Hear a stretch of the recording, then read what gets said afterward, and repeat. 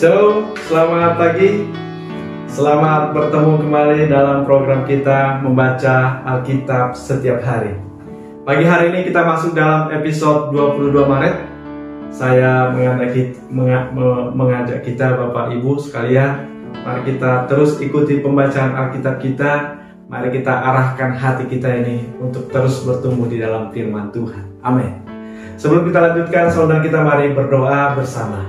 Terima kasih Tuhan, pagi hari ini kami bersyukur untuk hari yang baru bagi kami. Kami percaya bahwa hari ini ada renungan yang baru bagi kami. Dan biarlah firman Tuhan boleh menolong kami untuk kami boleh terus melangkah berjalan di dalam kemenangan bersama dengan Kristus. Di dalam Yesus Kristus kami berdoa, kami mengucap syukur, haleluya, amin. Baik, pagi hari ini saya akan bacakan dari kitab Yosua pasal yang ke-7 ayat 20 sampai ayat yang ke-21. Lalu akan menjawab Yosua, katanya, benar akulah yang berbuat dosa terhadap Tuhan Allah Israel. Sebab beginilah perbuatanku. Aku melihat di antara barang-barang jarahan itu jubah yang indah buatan Sinear dan 200 sikal perak dan sebatang emas yang 50 sikal beratnya. Aku mengingininya, maka kuambil. Semuanya itu disembunyikan di dalam kemahku dalam tanah, dan perak itu di bawah sekali. Bapak Ibu yang dikasihi Tuhan, di dalam renungan kita pagi hari ini, dan kita melihat renungan yang kemarin, saudara, di mana Israel baru saja mengalahkan kota Jericho yang sangat megah. Mereka dengan mudahnya mengalahkan kota yang diagung-agungkan oleh orang-orang Kanaan itu. Tetapi bagi bangsa Israel sangat rapuh karena mereka ada dalam pertolongan Tuhan. Tembok Jericho yang dibangun oleh tangan manusia itu sangat rapuh di hadapan Tuhan. Tetapi saudara, di dalam ayat ini kita melihat, renungan kita pagi hari ini kita melihat bahwa sangat mengejutkan bagi bangsa Israel. Karena apa? Mereka tidak bisa mengalahkan kota Ai yang jauh lebih kecil dari kota Jericho. Bahkan mereka dikejar-kejar oleh orang-orang yang ada di kota Ai. Dan Yosua sebagai pemimpin, dia sangat terpukul. Kok bisa terjadi begitu? Masa dengan kota sekecil itu kita bisa kalah?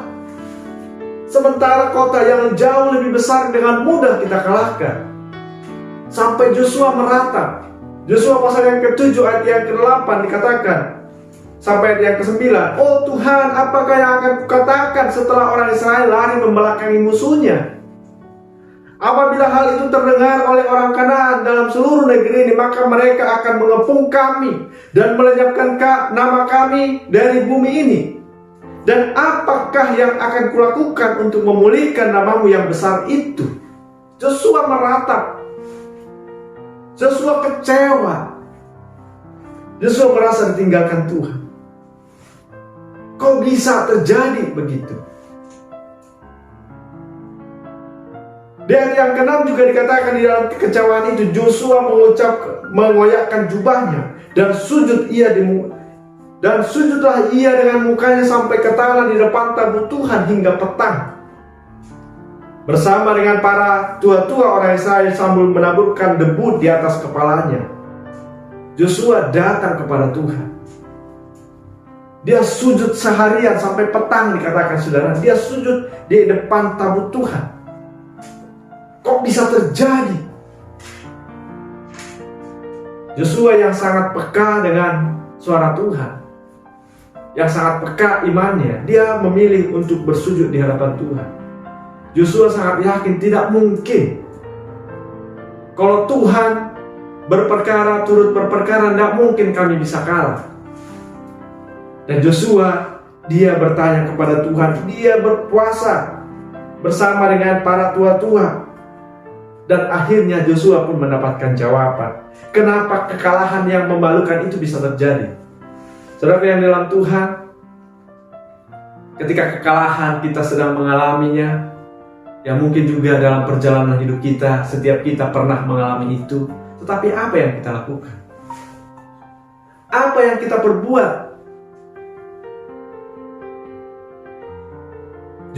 Yosua memberikan contoh kepada kita. Kita datang merendahkan diri di hadapan Tuhan. Kita datang berpuasa. Jadi mari saudara, berpuasa itu hal yang sangat mulia. Jadi ketika kita ada dalam pergumulan, coba kita berpuasa datang kepada Tuhan. Kita merendahkan diri. Kita bertanya dengan sungguh-sungguh kepada Tuhan, kenapa hal ini bisa terjadi? Kita sungguh-sungguh bertanya kepada Tuhan, apa yang harus aku lakukan? Dan puji Tuhan, Yosua menemukan jawaban, saudara. Jadi saudaraku, saya sangat percaya ketika kita ada dalam masalah, ketika kita ada dalam pergumulan, kita dalam merendahkan hati di hadapan Tuhan, kita datang dengan berpuasa. Ketika hati kita, iman kita terasa gersang begitu, kita datang kepada Tuhan. Mari kita merendahkan diri dengan berpuasa di hadapan Tuhan. Dan saya sangat percaya saudara, ada anugerah Tuhan bagi kita. Amin. Yang kedua saudara, jangan lengah. Keberhasilan bisa membuat orang lengah. Jatuh dalam dosa kesombongan, menganggap keberhasilan, kemenangan karena kehebatannya, menganggap karena kekuatannya. Di ayat yang ketiga dikatakan tidak usah seluruh bangsa itu pergi, biar hanya kira-kira 2 atau 3.000 orang pergi untuk menggempur air itu. Jangan kau susahkan seluruh bangsa itu dengan berjalan ke sana, sebab orang-orang di sana sedikit saja. Mereka meremehkan saudara, karena kota Ai itu kecil, sehingga mereka tidak dengan full kekuatan. Mereka menggampangkan masalah. Mereka lengah, mereka tidak sungguh-sungguh melibatkan Tuhan. Karena apa? Masalah yang di hadapan mereka itu sangat kecil. Mereka menganggap mereka bisa mengalahkan kota mereka bisa mengalahkan kota Jericho yang besar itu oleh karena kekuatan mereka. Ternyata saudara, mereka tidak berhasil mengalahkan kota Ai. Bahkan mereka dikejar, bahkan ada sampai 36 orang yang meninggal di antara orang Israel, dikejar-kejar oleh orang-orang di kota Ai itu. Saudara, kita tidak boleh lengah. Kita tidak boleh meremehkan masalah. Kita tidak boleh bermain-main dengan api. Oh, tidak apa-apa, kita cuma kenalan begitu ya. Oh, tidak apa-apa, kita cuma iseng. Hati-hati, saudara. Renungan kita pagi hari ini mengingatkan kita supaya kita jangan meremehkan masalah. Baik kecil maupun besar, kita harus mengenalkan Tuhan. Karena kecil kita meremehkan, jangan saudara. Tetapi jangan juga karena besar kita takut, jangan juga saudara. Karena Tuhan kita jauh lebih besar. Amin. Intinya saudara, mari kita jangan tidak melibatkan Tuhan. Oh, jangan terjadi saudara. Tetapi Tuhan harus kita libatkan setiap langkah di dalam hidup kita. Yang ketiga saudara, jangan menyembunyikan dosa. Ketika ada dosa saudara, ini menghalangi anugerah Tuhan. Jangan ada dosa. Jangan ada dosa yang disembunyikan. Jadi saudara, kita tidak boleh menyembunyikan dosa. Amin. Dosa satu orang yang dibiarkan bisa menghalangi anugerah Tuhan untuk seisi rumah kita. Dosa yang dibiarkan bisa menghalangi anugerah Tuhan di dalam satu keluarga besar kita, di dalam komunitas kita, bahkan bisa menghalangi anugerah Tuhan untuk satu bangsa. Harus diselesaikan di hadapan Tuhan. Kita melihat dalam renungan kita ini, setelah dosa itu diselesaikan, maka Allah kembali menyertai bangsa itu.